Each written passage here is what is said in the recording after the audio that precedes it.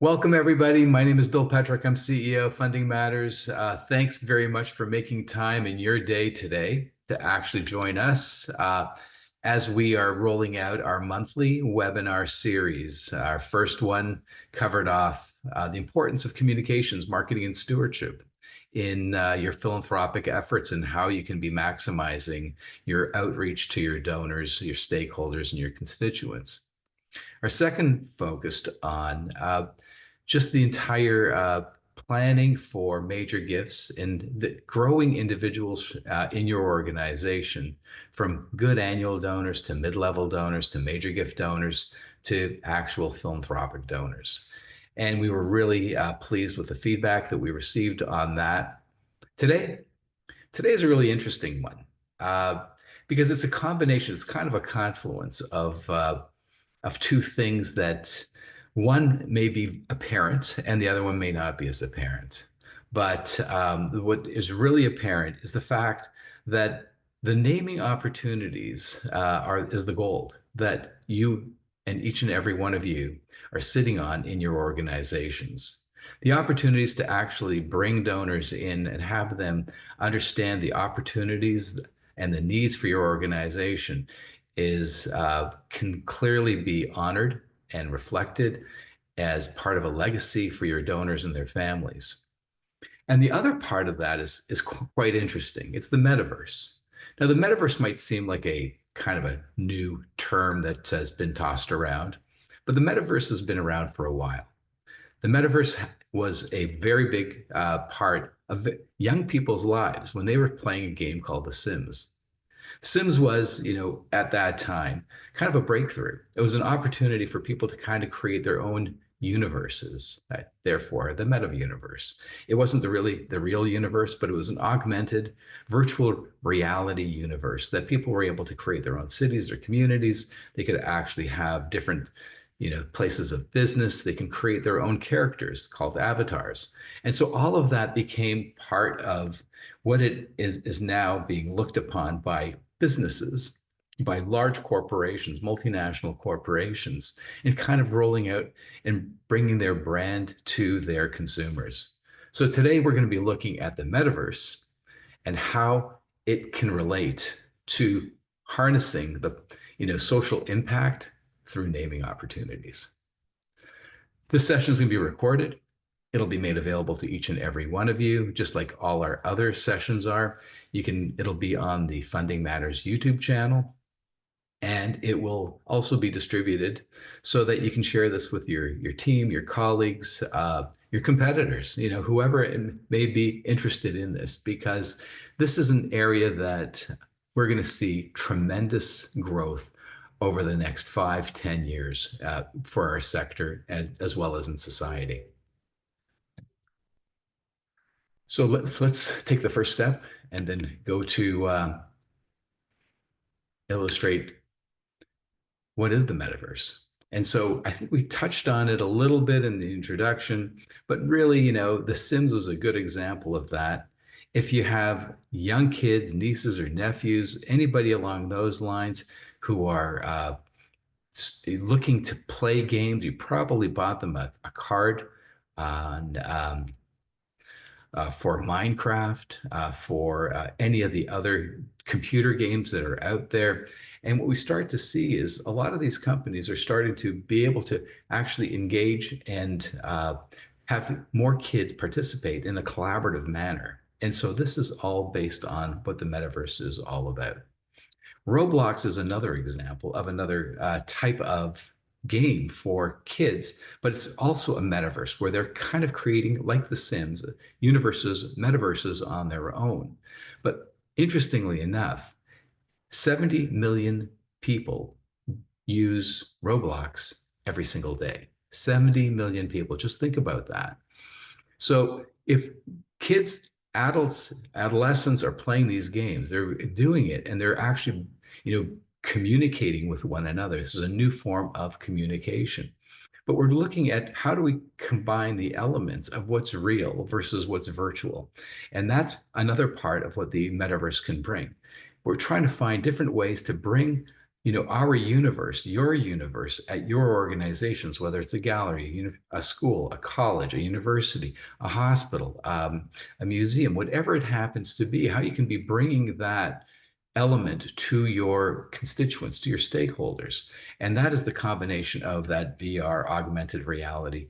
And so creating and building this type of interaction is really important. So let's take a look at philanthropy and how the philanthropic landscape has changed over time.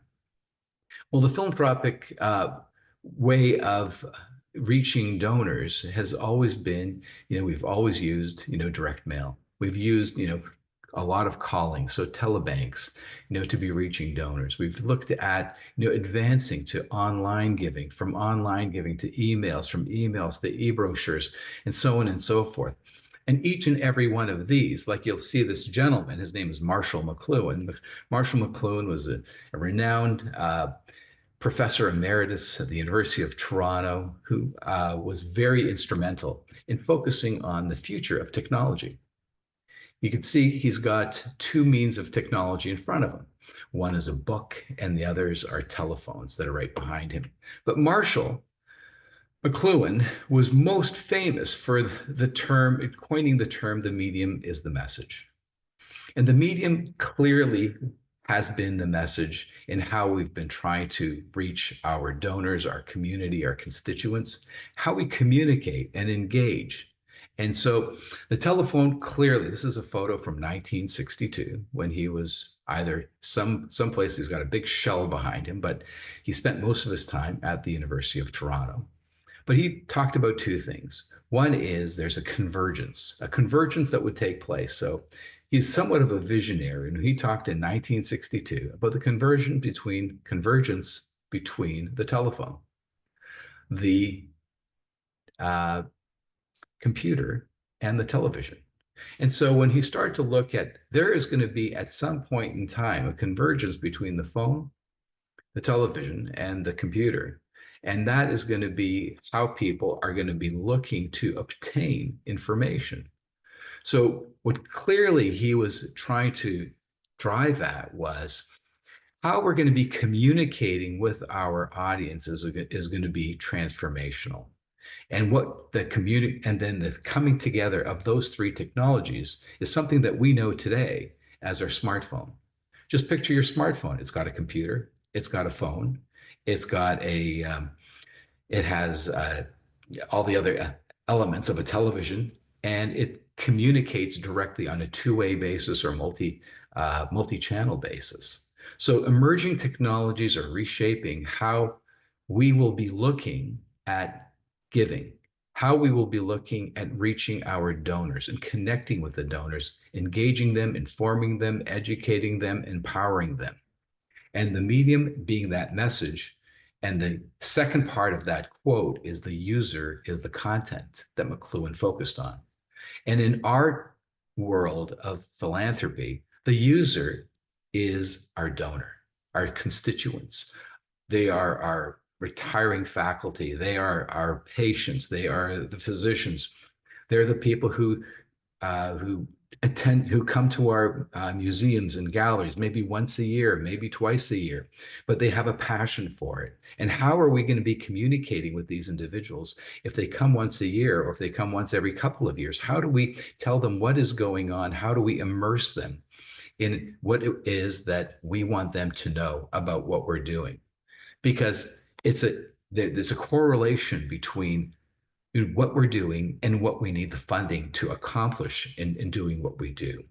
So being able to educate individuals around this, and we want to find a way that not only assists organizations in delivering on their missions, their visions, but also engaging with donors, because we know that engaging with donors can be both rewarding if we do it correctly. If we're doing and engaging and informing our donors, then they most likely will become more stronger associated with our organizations. But at the same time, these engagements with donors can have some very, very expensive costs associated with them, because it's a little bit of like going out on a fishing expedition. And sometimes we really don't know what the cost is going to be for us to actually secure a donor. But if we can, and it's next to impossible for us to ever be able to predict who our next donor is going to be to our organization. So the idea of being able to create that McLuhan style multi-channel technology to reach donors where they are on their terms. So when you're reaching them on their terms, it's really where do they prefer to receive their information from? How do they prefer to receive it? And can we be imparting that to the benefit of those individuals? The other part that we also look at as a cost center is time. Time spent in terms of developing things like a case for support, a marketing communication strategy, sending to prospective donors so that they have an idea of what it is that we are looking at achieving. Why do we want to keep them informed? And the time that's spent, just think about many of your funders today. Today is March 11th. On March 11th, a lot of your funders are probably somewhere warm, some maybe on a ski hill, but somewhere that's not in close proximity to where you are as an organization. But you still want to reach them and engage with them. The whole concept of the case for support, I can go back 30 years and looking at all the case for supports that we've developed, all the ones that we've worked on, all the organizations that have developed those cases as well. The reality was that in 30 years ago, sure, there were people who actually took the time to actually read the case for support from cover to cover. But one of the things that we actually looked at was when we met with donors, a lot of them would get it and they would never read it. And they would never get around to actually understanding what it was, that we were endeavoring to speak to them about. But when they got the case for support, they would say, just tell me what it's about. What is it that you're trying to raise the money for? So you really wanted to go and take those donors on that journey when you have the opportunity to be face to face with them. So just think about the time that it's taken to get that meeting with the donor, the time to actually send and develop the case for support, which probably in many cases takes months, and the ability to actually go out there and reach out to those constituent communities with your marketing and your communications and seeing whether or not you can get a meeting with these people. So is that really like the McLuhan style of just doing it on their terms? And then we're also entering another era about reading, and that's the post-literate society. The post-literate society on its own is seeing people read less and less and going to get information from other sources, from other trusted sources, of which you are part of that continuum of a trusted source. So one of the things that we're really looking at doing is how do we help you to understand that delivering a higher return on investment is in the palm of your donor's hand. It's in the palm of the hand, because if you had to look at where your donors are going, if they're coming to your website and you've invested a lot of time because you've actually built a campaign, you've got this on your website, and you're trying to drive donors to your website, what is it that they're going to see? What images are they going to be seeing? What are they going to be reading? How are they going to be able to navigate that? And we know that on average, most organizations have approximately 40,000 website visits per year. Now, 40,000 website visits per year translates into 3,333 visits per month. Now, if you had to break that down per day, you're getting 110 website visits per day. The idea is the donor has to come to you. It's not on their terms. You want to be able to actually go to the donor and get them to understand what it is that you're doing and how they can be immersed in what it is that you're looking at achieving. And the thing that we don't have the luxury of is time, because time goes by very quickly. The time span to actually engage with donors, engage on your projects, to get your projects, and the competitive nature of all campaigns that are out there is how can you be creating something that you can be delivering to your donors so your donors can actually see for themselves and understand the benefits or the insight that they may need that they may not necessarily get from a printed document. So it's really doing something at their convenience, on their terms.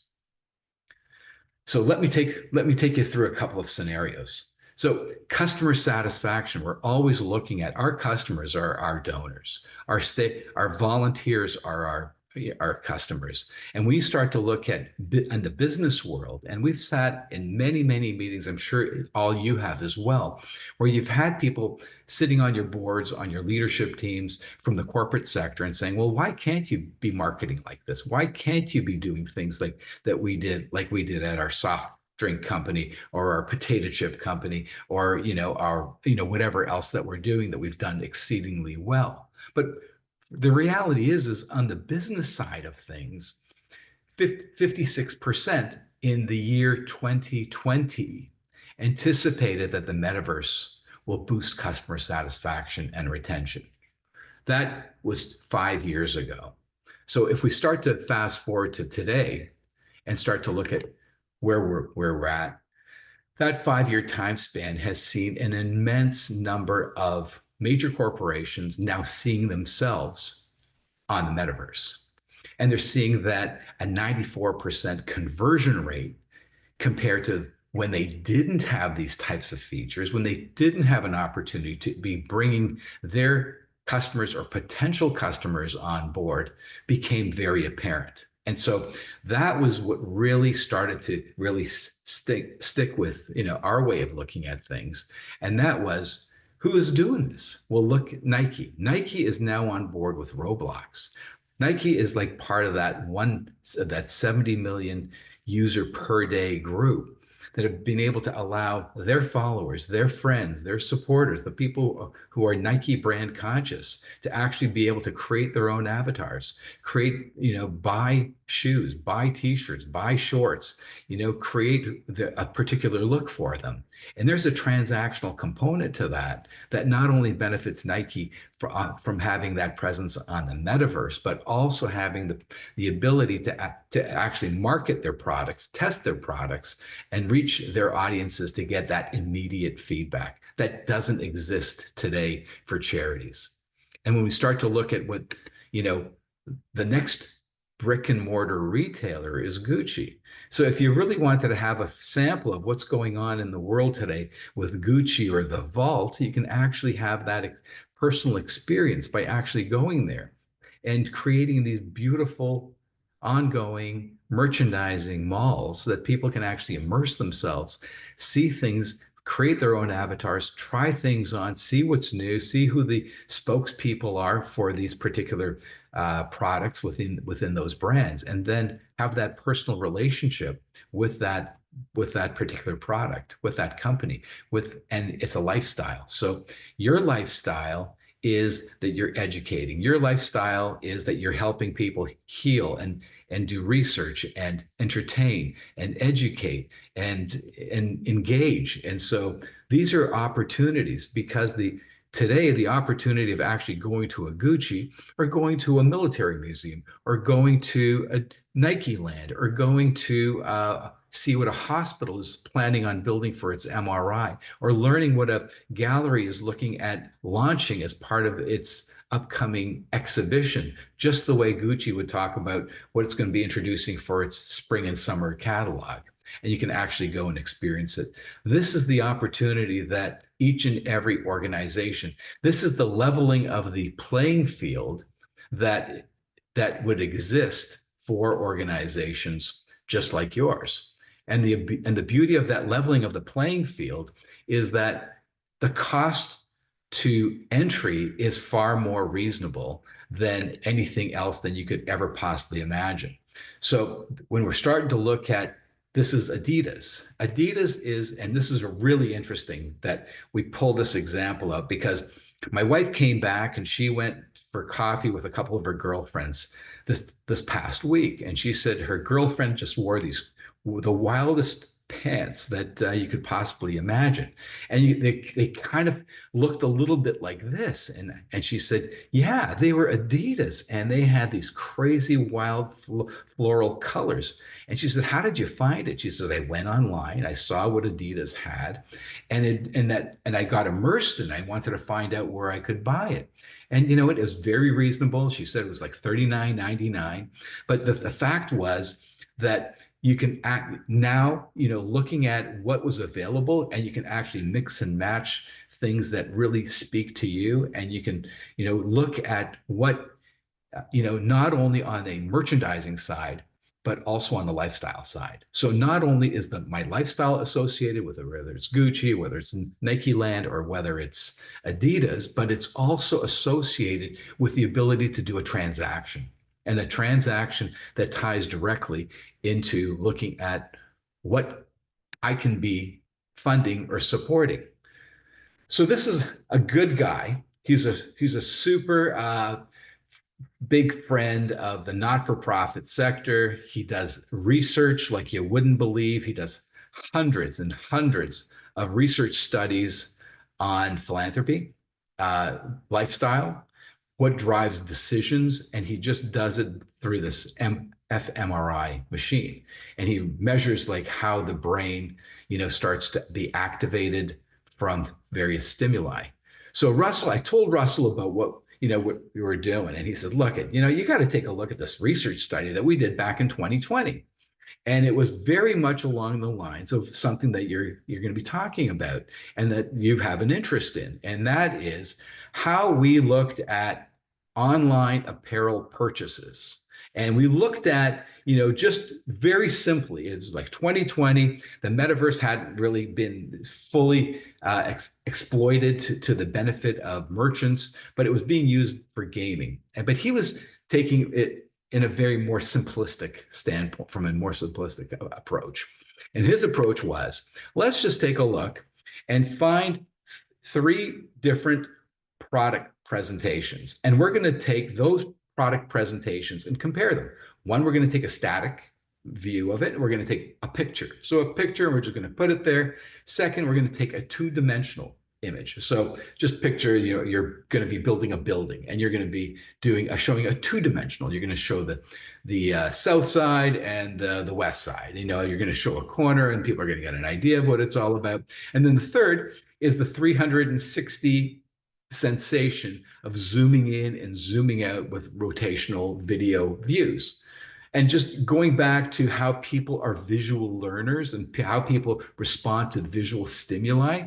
He didn't have a description of what those clothing articles were, the garments were. He just had images, and the people were able to actually just go look at the image, and they said, okay, that's nice. And then they looked at the 2-dimensional, they go, okay, it's got some dimension to it. And then the third one was the ability to actually go in, zoom out, and zoom around. And you know what the outcome was. But the reality was, when they were measuring the brain activity of that image, where they were able to zoom in, zoom out, and go around, well, that was far more powerful than anything else that they could have imagined. And it produced phenomenal outcome results from that very small experiment. But it was very detailed and involved a number of other individuals with Russell on this. And Russell, by far, is a huge champion. He'll be speaking at the CAGP conference in Edmonton next month. So I'll be seeing him there. But again, this is empirical evidence on this activity that works. So we start to look at 2-dimensional versus 3-dimensional. We've always, look at all of the organizations that we do building campaigns. The architects come up with renditions. They're usually 2-dimensional renditions, and we kind of haul them around and put them in a car and try to show them to people. And usually they get dog-eared and they're very expensive. And if we wanted to have other variations of it, it becomes very challenging as well. But being able to create something in 3 dimensions is really, building on what Russell was talking about. And Russell and James and his group, when they're looking at that 3D 2D static, the virtual reality case for supports. That is bringing all your words and your images to life and compare them on three different causes and organizations was really, really interesting in this right, because where a case for support may have been the literal case for support versus the virtual case for support, increased donations 62% in one case study, 20% in another case study, and 61% in another case study. And we've got all of the references to this using virtual reality to increase charitable donations. And so one of the things that really stands out here is wouldn't everybody want just a 20% increase in greater donations as a result of using a technology that speaks to your donors, the user in McLuhan's example. So we're really keen on really exploring this one step further. So being able to actually get immersive storytelling, and we've had a number of conversations with foundations and hospitals and organizations across the country, and everyone is focusing on how do we tell our story so that we can be engaging our donors in the most effective ways? How do we present our cause? How do we tie our cause? How do we create these opportunities around naming? And naming becomes, a big part of this. Look at this facility. Look at the school. Look at the windows. Look at the bay areas. Look at the entranceway. These are all naming opportunities. And can you imagine if I sent this to you and you had this and you were able to sit in the comfort of your own home very simply and just see what the exterior looks like and just being able to navigate very nicely a 360-degree experience. Look at this piazza. Imagine this piazza. We could actually put a concert here, a musician performing, a cellist, a violinist, just performing, and you can actually invite your members, your constituents to actually come and take part in it and just be entertained. And then use this as a bit of an entree to go back to what the overall panoramic view might be. But this is an opportunity for, taking this VR, and you don't need goggles for the VR. You can just be doing this off of your smartphone. You can be walking around with your smartphone or your tablet device and just going back and forth. And then we were talking about that cohort of the Sims users and the kids that were on Sims, the adults, the adolescents that were on Sims at that time are now older. And so there's this new cohort that still likes gaming. Gaming is a big part, and playing around with digital games that they can immerse themselves, that they can be building their own communities with, and then using this as a way to attract those to play around with your metaverses, your facilities, so they can be exploring and finding out what the next exhibit's going to be, what the current exhibit is, what the current plan for the healthcare wing will be. What does that look like? And what kind of incentives can be incorporated in this? And finally, how can you be recognizing digitally? Like, just look at this piazza. If somebody gave you $1 million to name the piazza, you could have their name on it, and that would be there in perpetuity. And that naming would now be a lever for others to start looking at what they can be doing to benefit your organization and understand that story better. So what we're really trying to do is create accessibility. The need for accessibility in philanthropy is very much an opportunity on the metaverse.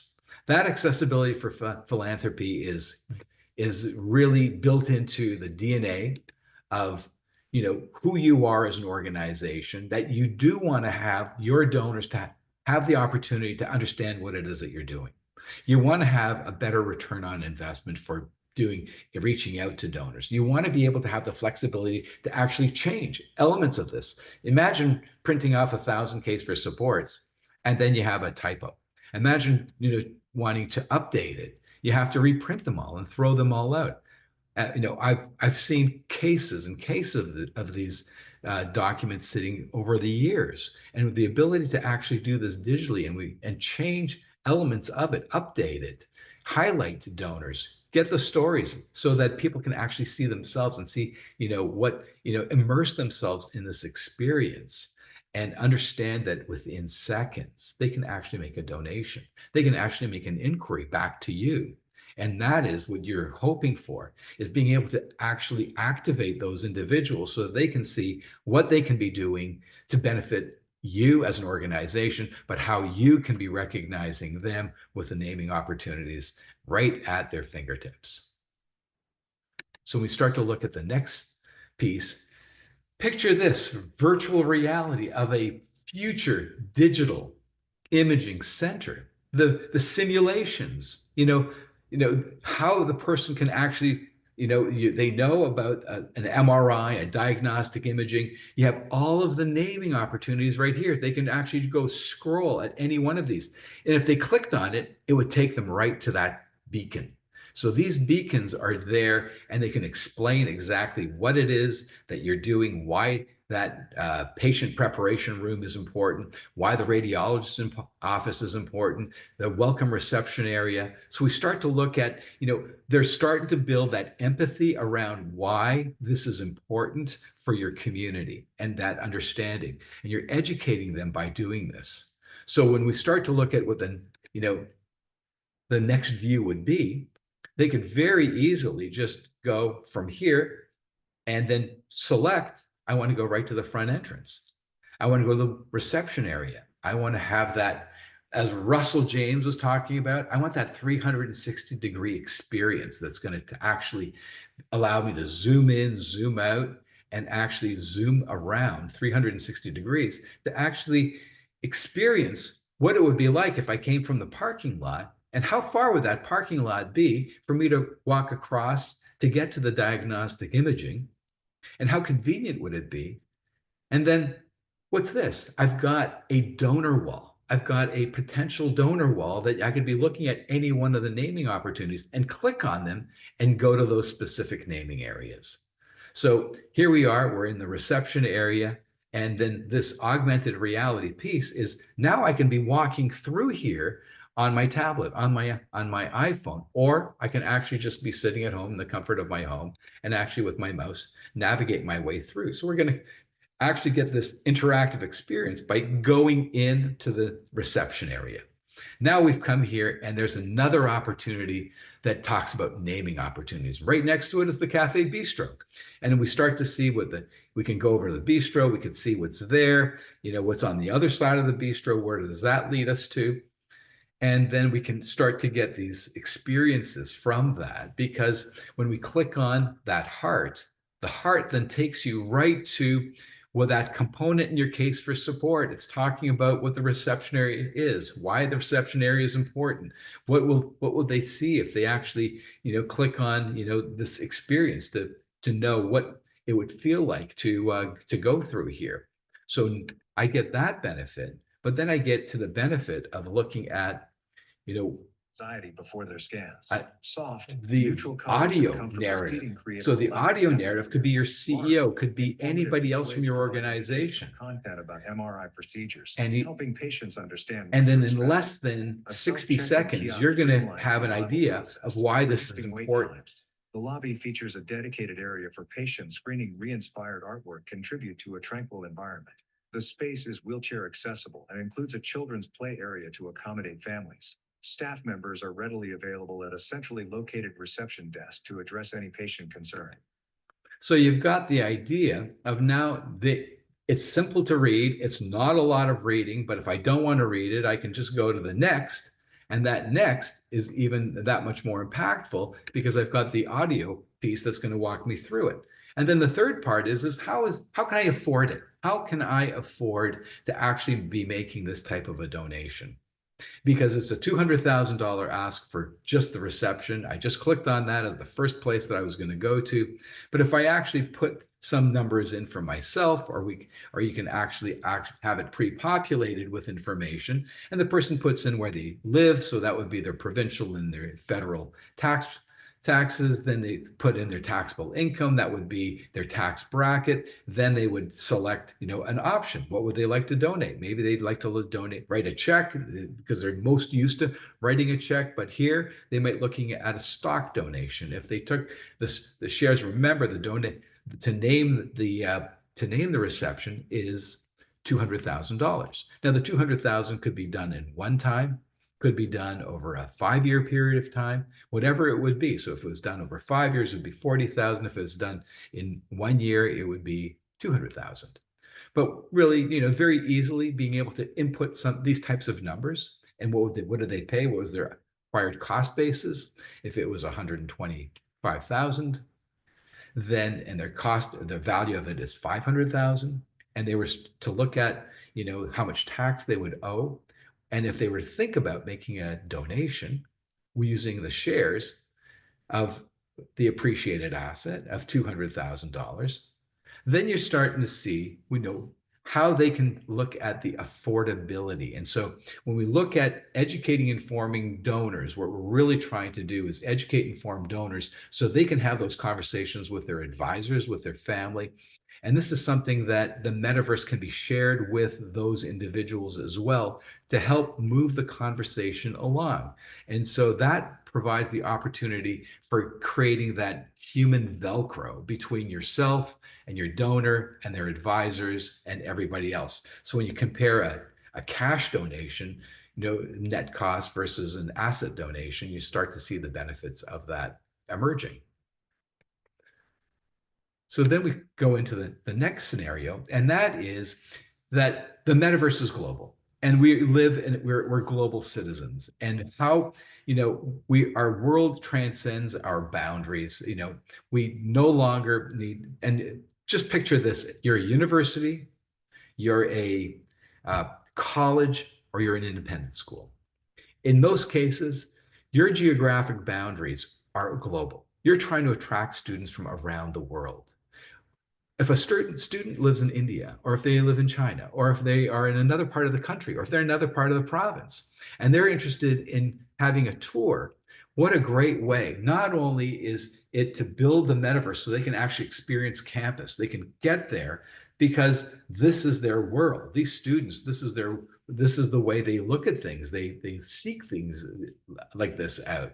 Their parents will seek things like this out to make it convenient for them so they can actually see. They love to see what the athletic facilities are like. If you're a hospital and you're trying to reach your donors and they happen to be in different parts of the province, or don't let they spend half the year in a warm, sunny climate, you still want to be able to reach them and provide them with this information. So the bifurcation of the metaverse is really important for fundraising. One, it's all about how can I be helping my donors understand how to raise and how they can be contributing and how we can be raising more money. But secondly, is in the second sense, it's how can our members, our supporters, our constituents actually experience what it is that we've got. And this really rings true for museums, because there are so many things that go on in museums that people have interest in that they may not ever actually get in their go there until they actually have a chance to experience it. And that's where the metaverse comes in. That's the Michelin food guide philosophy. They were making tires, but they needed to have cars on the road to go to all these restaurants. So they came up with a Michelin guide so people would get and drive to these restaurants and try the food. But this is the way that we could be doing it on, in a augmented reality setting. And the cross-sectional collaboration, I touched on it briefly, was how can your donors and your supporters and your friends be integrating this with their professional advisors, their lawyers, their financial advisors, their accountants, so that they can see and they can be understanding what it is that they want to be funding. Because they'd say, well, I just want to fund this wing. And it's like, oh, I get the wing. Oh, that wing, that's an amazing looking wing. Is that what the museum is going to be building or the gallery is going to be building? If you can be showing that, that provides that opportunity. And to get your message out on a multi-channel basis, it'll amplify the message and the donor journey that you're looking at achieving. So when we start to go through this, Metrics are important. And this is what the metaverse really offers. It really provides that the ability to actually measure, just as I was talking about, on the average 110 visitors to your website. We want to be able to actually come back and have you see how much you've been leveraging your data and the analytics and how you can be measuring this for your philanthropic efforts, because data is important, because that helps you make your decisions and how you move forward. Up until now, it's been very, very difficult to actually measure data in an empirical way that actually results in significant giving.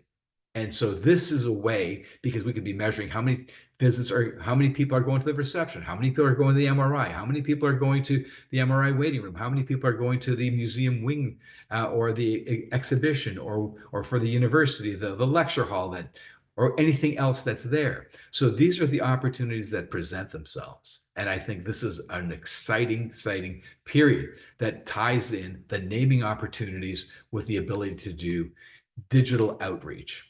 And we want to do is bridge that digital divide, narrow the divide, because it's happening as we know it. It's happening with commercial entities. It's happening with brand names. It's happening with social influencers. But we're also seeing it because you have a brand name. Your organization is a brand. Your organization has merchants and has relationships with stakeholders who are your donors, who are your volunteers, who are your grateful patients, your retired faculty, and people in the community. So you have that, just like the big brand names do, just like a Nike, just like a Gucci and an Adidas.